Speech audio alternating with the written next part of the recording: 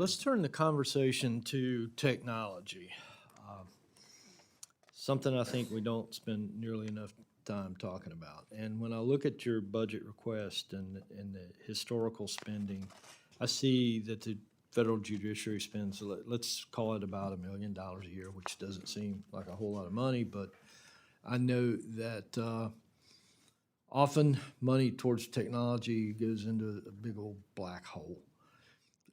Can you tell me a little bit about how that $1 million or so is being spent? How much of that is on maintenance? How much is on new software development? The portion on new software development, how do you know we're getting our money's worth out of it? I was an appropriator for technology back in North Carolina when I served in the Senate, and I know we invested tens of millions of dollars in new development. Years later, we'd run into a roadblock and realize we've wasted all the new development money that we had, and we had to start over again.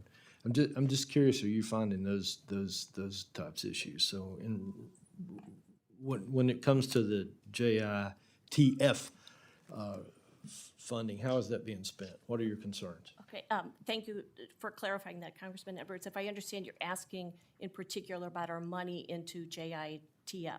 Let's start with that. Okay. And then tell me if there's something else that I'm not looking at. As opposed to some of our cybersecurity efforts and the Yeah, 5-year separate plan. from cybersecurity. Okay, thank you for that clarification. So our systems are becoming obsolete. And for years, we did not put money into IT. Common story. Yes, yeah. But for a long time, people thought IT was oh, I need my printer fixed. And it's changed dramatically. But for years, and because we try to be good stewards of the money, we put our priority elsewhere.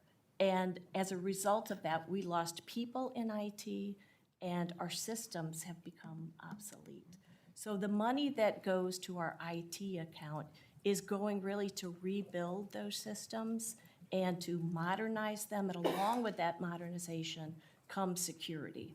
Part of that money goes to bringing on and keeping IT personnel, which is, as you probably know, very hard to do because a lot of IT personnel can earn a lot of money if they go outside of the government.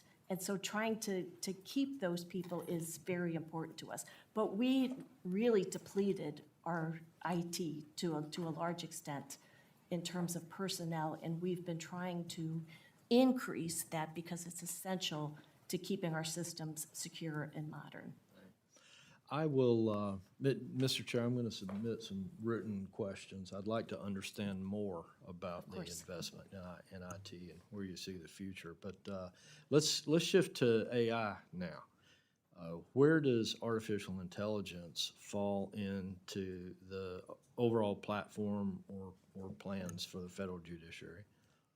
So the director, and maybe I'll let you answer this, has put together an AI task force. Recently, and it's directed both at the ways in which AI can be of benefit to the justice system and in ways to prevent it from being destructive. And so the task force consists of gifted people across the country identifying the AI issues that we deal with now and hopefully anticipating them in the future. That task force has been recently comprised, and we look forward to learning a lot through it. Will you be sharing the results of that task force with this committee? Be glad to, yes, sir. That'll be one of my requests in my written follow-up. Thank you, Mr. Chair.